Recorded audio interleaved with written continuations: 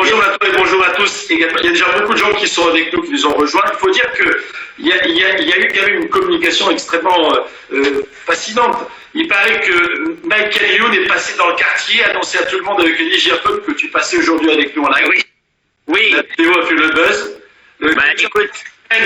Que tu as même fait revivre George Michael.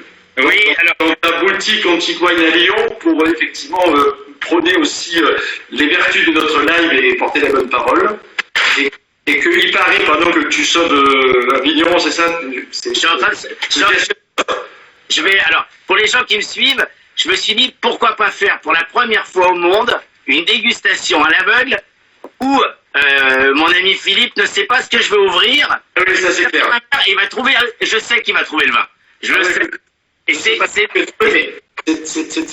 assez amusant, effectivement.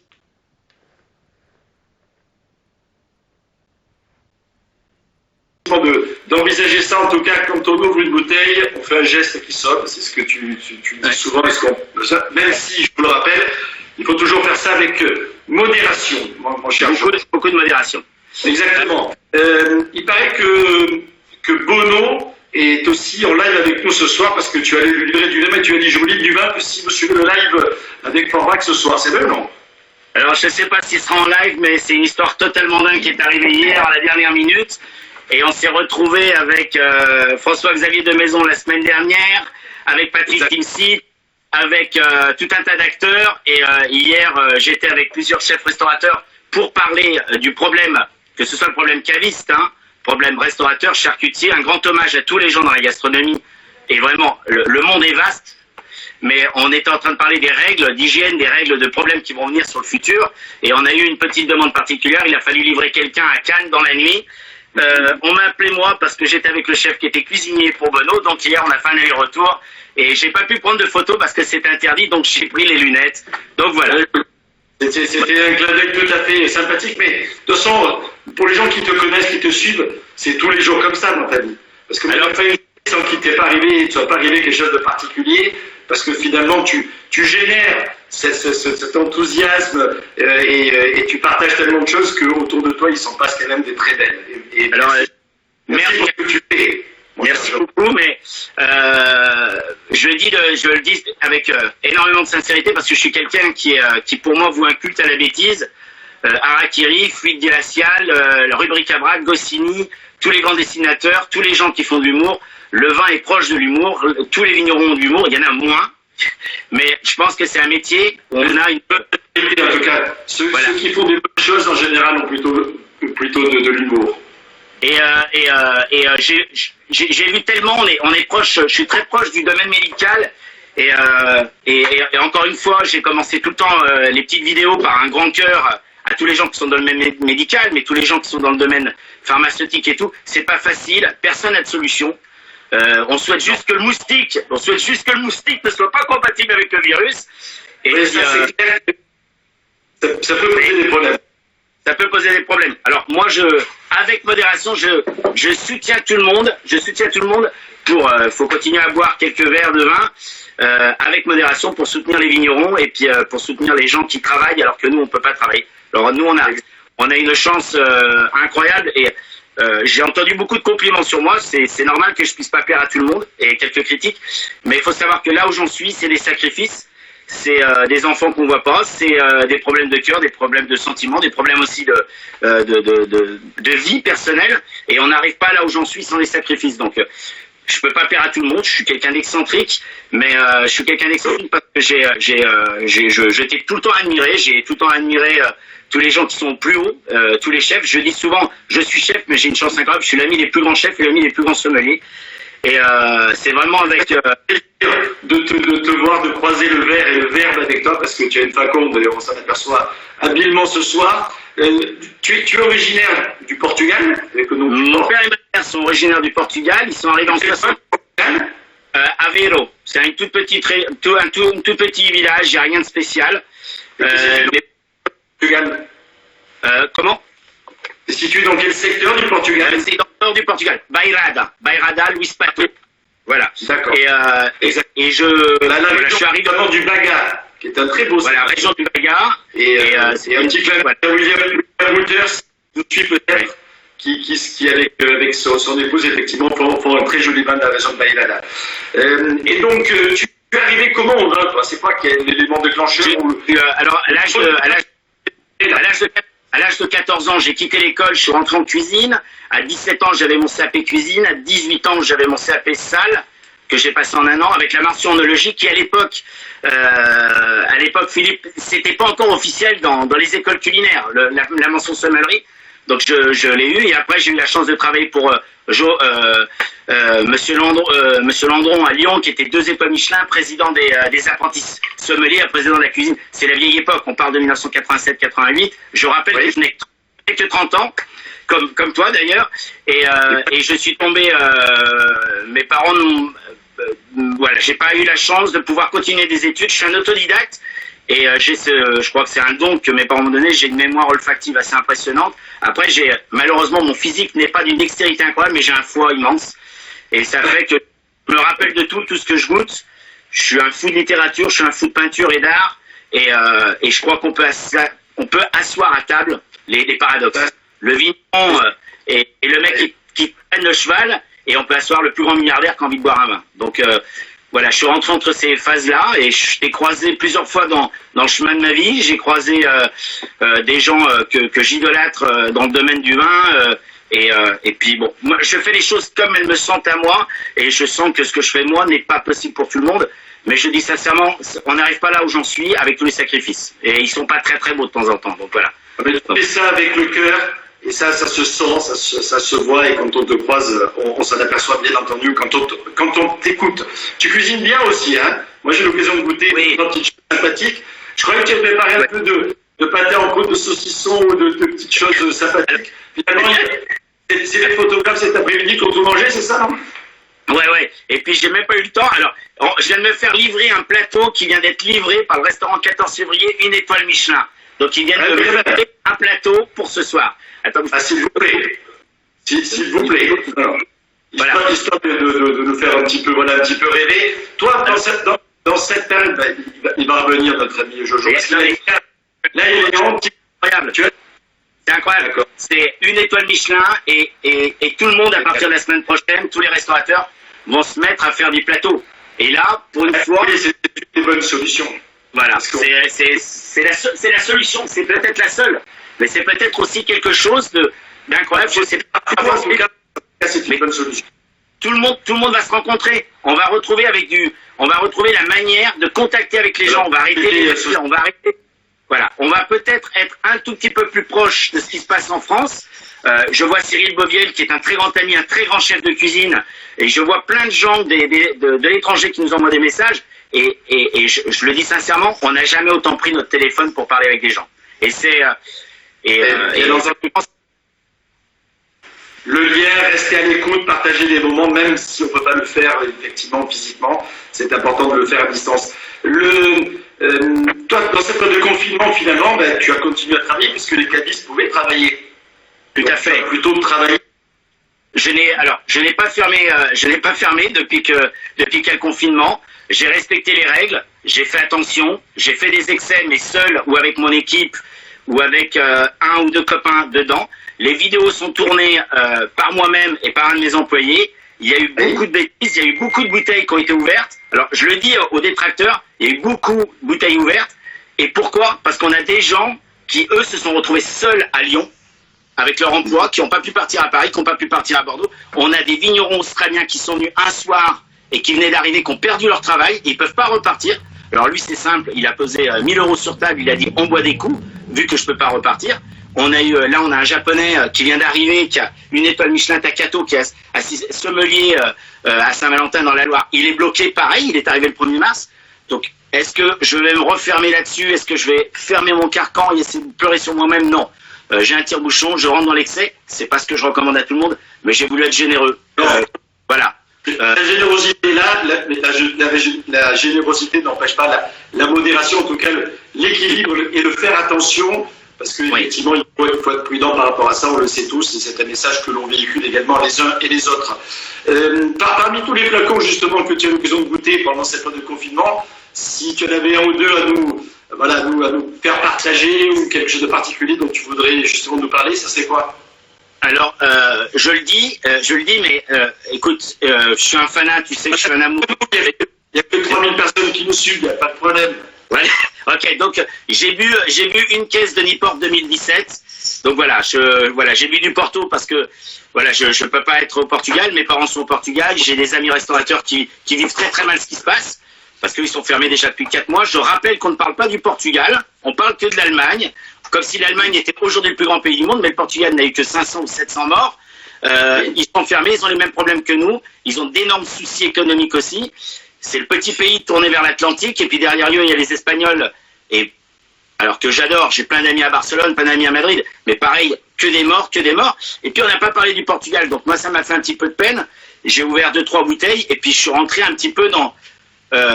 j'ai pas honte de le dire, je le dis en direct, mais je crois qu'on a eu entre 40 à 60 appels téléphoniques par jour de tous les sommeliers, des restaurateurs. J'ai eu des producteurs au Chili, j'ai eu des gens, tout le monde m'appelait, il me disait Georges, on a vu que tu étais chez toi, fais-nous des vidéos. Alors il y a plein de vidéos qui sont pas sorties, mais je peux t'assurer que la seule phrase que j'ai retenue depuis ces 2 mois, on aime la France, on a envie de revenir, on veut boire un coup avec toi. Putain Georges, qu'est-ce qui se passe? Alors moi je parle pas technique, hein, ça, excusez-moi, mais ça me fait chier. Quand j'ai des gens de l'autre bout du monde qui me disent j'aime la France, j'ai envie de parler de canon avec eux et j'ai pas envie de parler technique.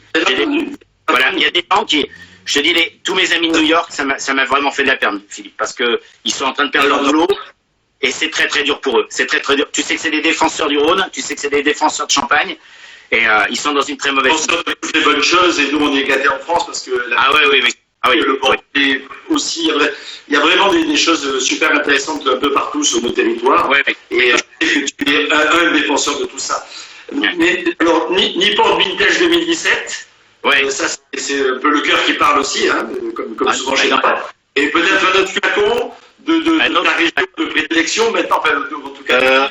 Alors, Romano Dal Forno, on a eu une soirée, on a bu Romano Dal Forno contre Croparentou, contre Quintarelli et Magnum de Krug dans la même soirée.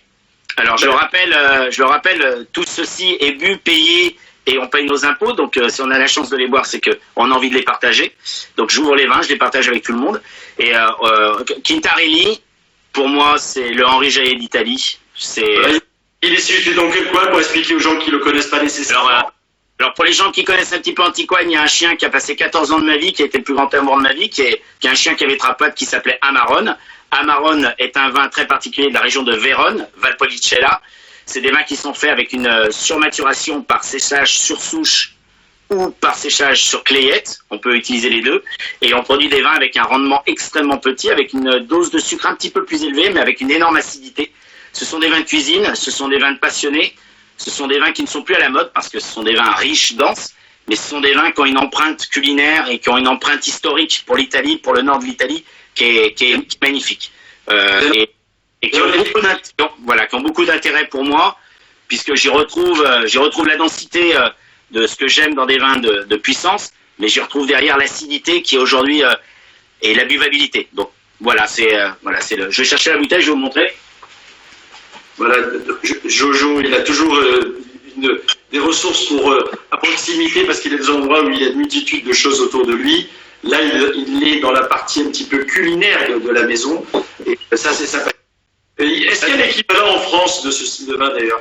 Alors, on a un programme qui est fait avec 20 sociétés, donc on parle beaucoup plutôt des vins français, mais c'est même si on peut faire des clins d'œil ailleurs.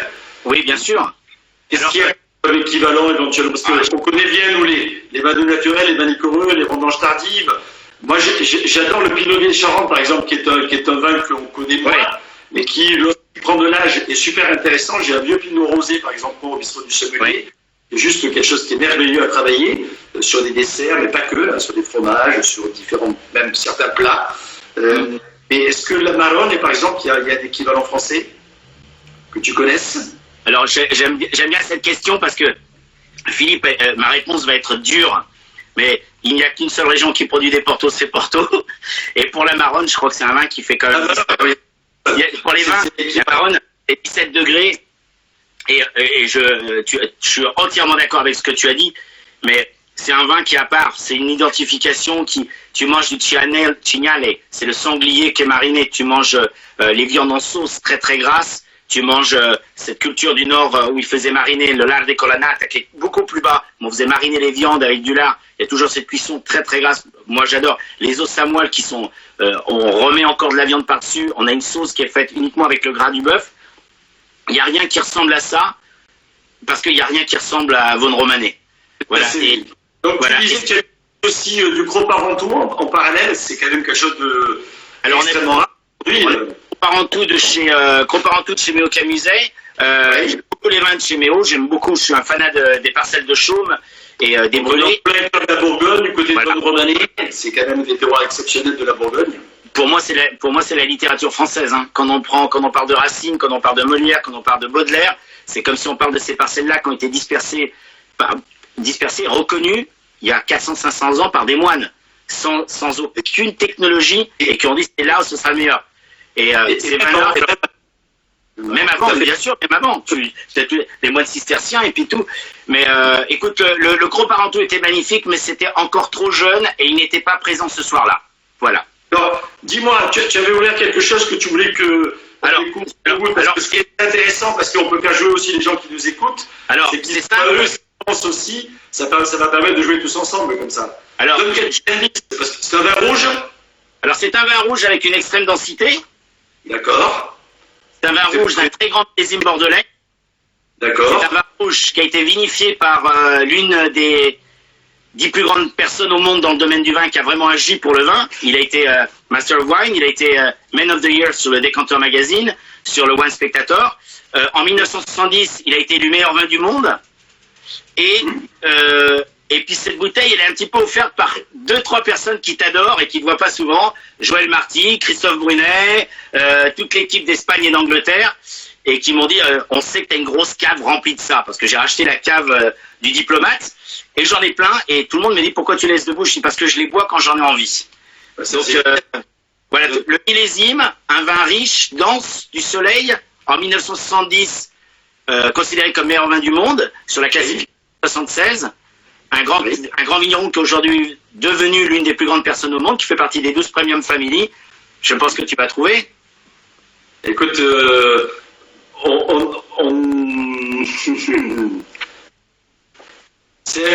alors je regarde un peu les réponses des uns et des autres. Pour l'instant, il n'y a pas trop de gens qui jouent avec nous dans les Premium Family. Si quelqu'un trouve une bouteille, j'en offre une. Bon. Oula. On est sur un vin français? Non. Ah, d'accord. Donc il y a quelques belles réponses éventuellement qui apparaissent. C'est pas Opus One, c'est pas Unico, mais je rappelle à tous les gens qui en fin de compte font ce talentueux métier de sommelier, qui est quand même beaucoup de paroles, beaucoup de culture, beaucoup de prise de risque, mais qui est aussi de temps en temps, c'est le métier de l'humilité. Et dans le métier de l'humilité, moi ce que j'adore, c'est apprendre tout ce qui n'a aucun rapport avec le vin, parce que de temps en temps, quand on n'en a rien à faire, on peut broder autour de ça. Et en 1976, c'est surtout pour toi que j'ouvre ça, parce qu'en 76, il y a plein de sommeliers qui sont réunis à Paris et qui ont fait le classement de 76, la grande classification. Le fameux Ridge Montebello, Château Montelena. Voilà. Et à cette période-là, on voit ce qui était la technologie de sommelier, les verres et tout. Alors au niveau des notes, incroyable, au niveau de la dégustation, incroyable. Et puis ce vin sort de là-dedans, il chamboule tout. C'est un scandale auprès des sommeliers qui sont là, mais en fin de compte, c'est ce qu'il y avait là.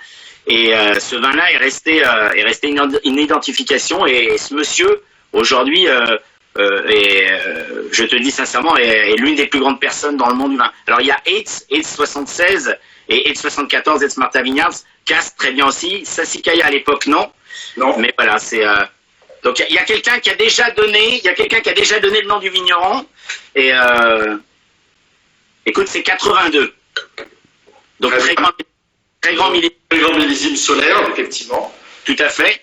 Notamment pour le Bordelais. Et assez étonnamment, c'est là où on a sorti cette fameuse phrase, ça s'appelle des millésimes américains, parce que en 82, tout était bon. Et après, ils avaient sorti 85. Et c'est assez étonnant, parce que c'est...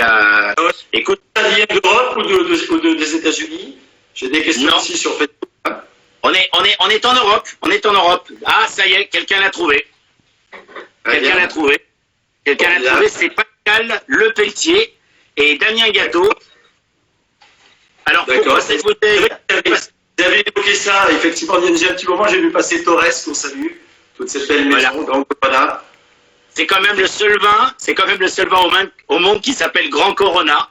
Donc, voilà. C'est sympathique, effectivement, comme quoi le Corona peut avoir des vertus. Alors, tu connais bien les vins du domaine, je crois que... Oui, j'ai eu l'occasion d'aller là-bas, pas loin de Barcelone, goûter de très jolies choses dans le Penedès. Et la famille Torres, et on salue toutes les équipes, sont des gens qui travaillent très bien, effectivement, depuis très très longtemps. Et je suis ravi que tu goûtes un 82 parce que ça fait longtemps que je ne l'ai pas goûté. Il y en a une qui t'attend ici. Eh, écoute, ça rappelle effectivement des beaux souvenirs avec notamment des jolis plats de viande dont tu as parlé tout à l'heure, ce côté un peu moelleux et dense d'une viande un peu généreuse. Alors, Philippe, cette cuvée-là, quand elle passe la compétition en 76, le vin est annoncé comme Cabernet Sauvignon. Mais je me suis renseigné après derrière, il y a un petit peu de grenache. Alors, si tu me demandes comment goûte le vin, on est sur un très très grand... vin de Châteauneuf-du-Pape, on est sur du vieux Trévalon. Tu vois ce que je veux dire? D'accord, ouais. On est sur un... Cabernet Grenache, c'est pas si rare, mais néanmoins, voilà. Ça on a un peu de... quoi. Ah bah, on a un côté légèrement cuit comme on trouve dans les anciens vins, tu vois, ce côté un petit peu déjà sur le pruneau, sur le sous-bois, mais après il y a une vivacité qui est incroyable. C'est vraiment une très très belle bouteille. Il peut cuire un peu truffé. Oui. Un peu comme ça. Un peu. Bah, tu vois, je vois que tu as plein de copains parisiens qui nous envoient des petits messages. Alors à tous les restaurateurs et bistrots de Paris, parce que j'ai eu l'occasion de venir manger chez toi. Et c'est sans aucune mauvaise intention, mais j'adore ce terme, le bistrot de Paris, le petit comptoir de Paris, où tu viens, où tu manges un verre. Je pense à mes amis de Baroche, je pense à Pierre Sang, je pense à... même dessus ce soir d'ailleurs. Voilà, à la Méduse. Bon, vous êtes nombreux. Moi, quand je suis à Paris, c'est toujours avec Cléo, et à chaque fois, on se fait des tablés, 2, 3 restaurants, 4 restaurants par jour. Et je suis tout cœur avec vous. Et puis quand je vais remonter à Paris, je remonterai avec plein de bouteilles. Et puis si vous descendez à Lyon, la cave est encore pleine. Hein. Il y a 144 000 bouteilles. Il n'y a que le comptable qui est pas content, mais le banquier ne suit pas. Mais bon, ça va aller. Et sincèrement, j'adore. Le socle rassure quand même le banquier et le comptable. Oui.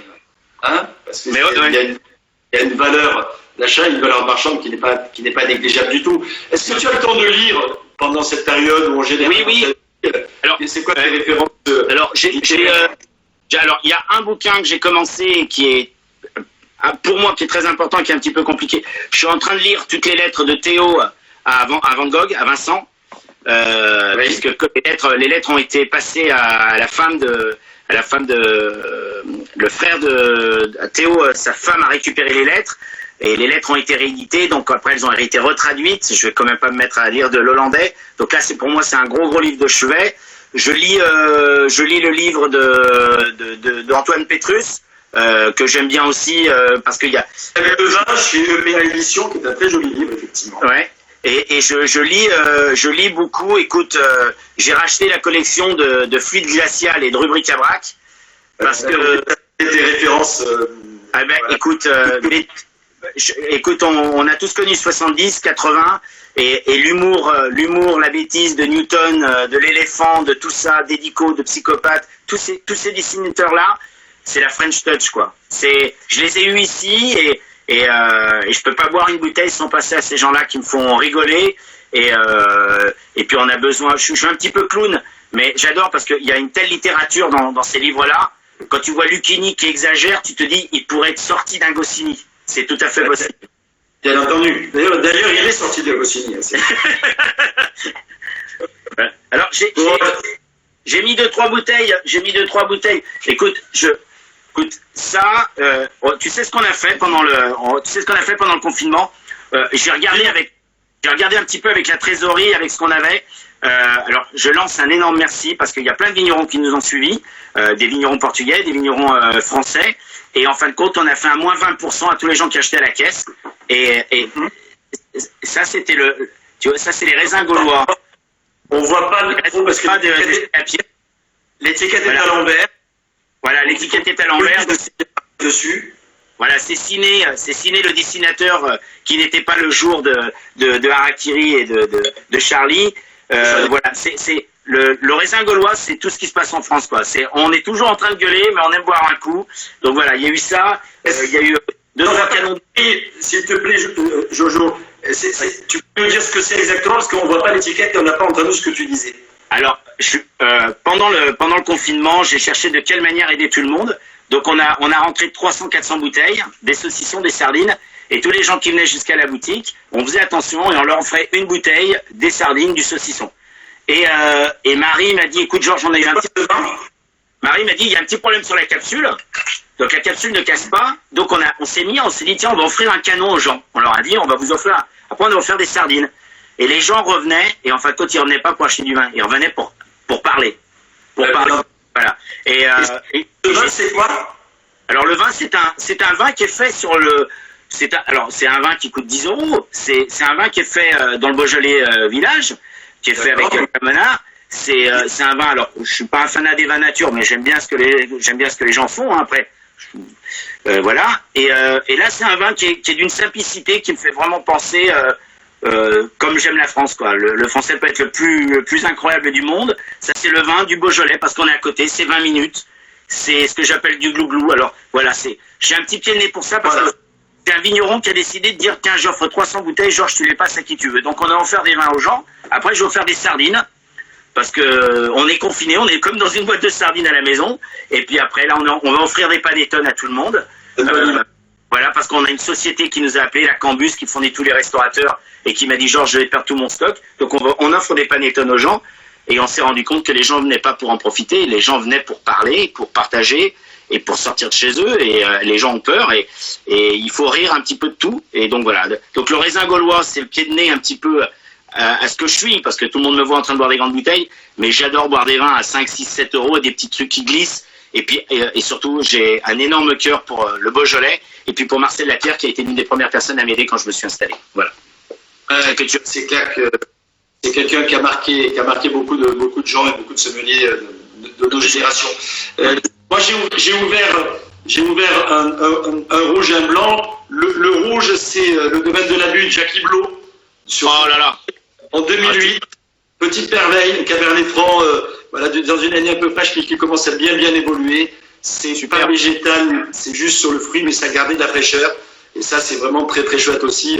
2008, ça goûte super bien en ce moment, ça. Alors, je me souviens de quelques années où, quand j'allais à New York ou à Londres, les gens buvaient I want a Chablis, I want a Chablis. Et aujourd'hui, je tiens à dire bravo à tout le monde qui s'est mis à boire des vins de Loire. Alors, vin de France ou vin de Loire, pour moi, c'est pareil. Bien que j'aime bien quand les vins soient nets. Mais je dis bravo à tout le monde parce que c'est une région exceptionnelle. Ça bouge pas. Voilà. Et les vins de chez eux, nous on en a, je crois que c'est 18 € à la boutique sur les cuvées, j'ai pas toutes les cuvées là en tête, parce qu'on les garde 2-3 ans. C'est des vins mais remarquables. C'est des vins remarquables. Je suis très. Autant rouge comme blanc. Ouais. Ah mais tout. Ouais. Et même les bulles, hein. Ah oui. Triple 0 là, c'est quelque chose de magique aussi. C'est très bon. C'est très bon. J'ai d'autres choses, hein. Dans ton coin, là, un petit condrieux sympathique, histoire de 2018, de la Mébile-Fleury. Oui. J'ai sorti dans la cave. Si, un petit mot, pardon, Jojo, sur les rosés, parce que les producteurs de rosés cette année, ils vont prendre un peu le temps. Ouais. Alors, écoute, je fais. Alors, les Provençaux, tu vois, j'ai trouvé en Bandol, la Suffrène, au Pied Barnon, dans sa cuvée, notamment Nuance, qui fait en amphore. Le Samor également, qui souvent est considéré parmi les bons rosés de Provence. Je viens de recevoir. Les producteurs rosés, quoi, parce que c'est pas simple pour eux. Ouais. Alors, je fais une émission avec CNN États-Unis la semaine prochaine sur la campagne des rosés et sur, en fin de compte, cette mode. Excusez-moi le terme, mais cette mode et cette influence d'arrêter de passer au mauvais vin, mais qu'on boit un vin d'une appellation. Donc, Côte de Provence, Ramatuelle, le Sud, le Luberon, même en Beaujolais, Sylvain Pataille, tout le monde fait du rosé, voilà. Et c'est vrai que c'est difficile d'avoir un discours en disant, ou de parler en disant que ces vignerons-là, aujourd'hui, vont perdre énormément d'argent, les vins sont en bouteille. Voilà. Alors, pour le Bandol, c'est pas un souci, parce que je viens de recevoir les Barnon, voilà. Ça va être superbe avec 2-3 bouteilles. Château Sibonne et même Sainte-Maure. Ils font une cuvée, je ne sais pas si tu en as entendu parler, dans un clos à Saint-Tropez qui est juste énormissime. Et ça va être compliqué. Donc de tout cœur avec eux. Je suis pas un très très grand vendeur de rosé, mais je suis touché par ce qui arrive parce que il faut imaginer que tout le monde allait boire un vin français avec ou sans glaçon. Je vais quand même pas faire de polémique là-dessus. Mais c'est de l'économie qu'on perd en France et c'est beaucoup de travail parce qu'on travaille toute l'année. Il faut aussi l'idée que le rosé, il n'est pas que en saison estivale. Ah non. Peut-être qu'on peut avoir, on espère, un été indien qui va nous permettre de revivre les uns et les autres et les uns avec les autres. Et peut-être que le rosé, d'ailleurs, vu peut-être différemment en termes d'accord mets et vins, peut être à l'automne aussi très présent sur nos tables et sur nos terrasses. On est en train de... Et tu sais, alors, je ne vais pas faire de polémique, mais à tous mes amis cavistes, à tous les gens, je pense qu'aujourd'hui, beaucoup de gens m'en ont parlé, m'ont dit, au mois de septembre, toutes les grandes surfaces, tous les grands distributeurs vont se faire... est-ce qu'il y aura la foire au vin? Est-ce qu'il va y avoir des foires au vin? Donc, je ne sais pas, mais si je profite d'être avec Philippe Forbrac pour dire à tous mes amis cavistes, et à tous les gens qui me suivent, si vous pouvez délaisser les foires au vin et acheter une petite bouteille par semaine et aller chez les cavistes, je crois que les grandes surfaces s'en sortent très très bien. Je crois qu'en plus il y a énormément de polémiques, mais s'il vous plaît, allez chez les cavistes, prenez une petite bouteille, n'attendez pas septembre pour ces pseudo foires au vin, vous n'allez pas faire des coups, vous n'allez pas remplir vos câbles. Allez chez les cavistes, achetez-leur une petite bouteille de quoi que ce soit, parce que vous faites vivre des gens qui ont fermé, on leur a dit qu'il faut fermer, et qui aujourd'hui se sentent très mal à l'aise parce qu'il faut reprendre, et qu'on leur dit qu'il faudra tout nettoyer. Et je profite de là, et je ne veux pas faire de polémique, mais allez chez les cavistes, prenez une petite bouteille. C'est ton message, et on peut le... Voilà, mais... Parmi les messages qu'on a, on nous fait remarquer aussi un rosé que moi j'adore, c'est le Clos Sibonne, qui est effectivement quelque chose d'incroyable dans un rosé avec un cépage aussi incroyable. J'ai une histoire incroyable parce que j'avais goûté ces vins à l'étranger, je suis revenu, je suis parti un matin accompagné parce que je ne conduis pas, je suis parti un matin sur place et j'ai acheté 800 bouteilles d'un seul coup, en bouteilles de 3 litres, des 6 litres, enfin des gros contenants, et j'ai les vins sur 3-4 ans, c'est incroyable, c'est vraiment superbe, les rouges comme les blancs, hein. Les cuvées Caroline, les rosés, c'est vraiment... Voilà. Et c'est des vins qui, je vous le dis sincèrement, c'est des vins qui vous pouvez les boire en décembre, hein. Vous pouvez faire des plats, vous pouvez faire une viande rôtie, ça va être superbe. Et là, on est en train de voir, on va peut-être en re-rentrer, mais c'est vrai que c'est un petit peu compliqué. On va pas mélanger, on va pas s'accentuer, on va pas miser sur les rosés, on va miser sur d'autres choses. Et moi, je vais miser sur les champagnes. On lance une offre à partir de la semaine prochaine avec des caisses de vin pour les clients. On mélange toutes les régions de France et ça coûte 500 €. T'as 12 bouteilles, mais t'as les 12 premiers, quoi. T'as du Emmanuel Rouget, t'as du Peters, t'as du Savard, t'as du Agrapart, t'as du Petit Bajan, t'as des Canarelli. On va tout mélanger parce qu'on va essayer de faire plaisir aux gens. Et je dis sincèrement, allez acheter une petite bouteille chez belle référence. Voilà. Allez, voilà. Et puis je vois tous les gens comme toi qui prendre la parole et parler toute la France, c'est difficile, mais tu arrives très très bien et moi je suis très content de ça parce que on peut pas parler uniquement technique sur une seule région et il faut parler bien entendu. Et que tu parles des rosés, c'est superbe, voilà. Mais et je pense qu'il y a d'autres régions. Tous les domaines, hein, certains nous disent Tempier c'est magnifique, Terre Brune c'est génial, etc. Notamment Vendôme. C'est vrai que c'est un terroir qui se prête bien au rosé et au rosé qui se garde. On va être obligé quasiment d'arrêter notre petit live parce que on a même largement dépassé ce qu'on fait habituellement. Parle-nous encore de ce dernier vin. C'est Château d'Arquet dans le Jura. Je sais que tu adores. Ah. Et vous êtes à la maison. Tout le monde est à la maison et je sais que Philippe, j'ai mangé plusieurs fois chez toi. Pour les gens qui aiment la crème, qui aiment le beurre, qui aiment les morilles, qui aiment les champignons, voilà, ça c'est des vins, vous les ouvrez le lundi, vous les buvez le vendredi d'après, 2-3 jours après, c'est des vins qui coûtent pas très cher, c'est l'un des plus vieux domaines de France, hein, 512. Alors je parle de lui, mais je peux parler de tout le monde, hein. Toute cette mode dans le Jura, et ils vont beaucoup souffrir aussi, eux, Donc, je vous dis sincèrement, il faut 6 ans pour faire des vins comme ça. Ça, c'est des 2016. Donc, il faut 4 ans. Goûtez-en. Faites des plats que faisait grand-mère, faites des plats que faisait papa ou même les anciens. Il faut pas des grands produits, il faut bien les transformer. Et un petit poulet avec de la crème et un petit peu une petite goutte de blanc dedans, quelques petits champignons de Paris. Et voilà, ça je sais que c'est des vins que t'adores. Je pense c'est une très très belle région. Et puis c'est une région aussi qui va souffrir parce que je pense pas que quand on va sortir du confinement, on va se mettre des bouteilles de vin jaune et on va se faire des volailles au mori. Donc si vous avez l'occasion, je vous dis, c'est un vin que vous pouvez laisser 6-7 jours en frigo et acheter un morceau de gruyère, un morceau de comté. Regardez. Des plaisirs simples, mais des plaisirs vrais. Ça, c'est des couleurs. C'est fantastique. Voilà. Donc, en tout cas, Jojo, merci beaucoup à toi. Un grand merci beaucoup. Merci à tous nos amis lyonnais qui nous ont suivis, je suis sûr, attentivement ce soir. Si vous avez compris, à Saint-Jean, comme le disait Patrick Bruel ou ailleurs, mais en tout cas à Saint-Jean en particulier, n'hésitez surtout pas à aller chez Antique Wine. 144 000 bouteilles, vous devrez en trouver une qui vous plaise, il n'y aura pas de souci, et Jojo sera là avec ses équipes pour bien vous conseiller.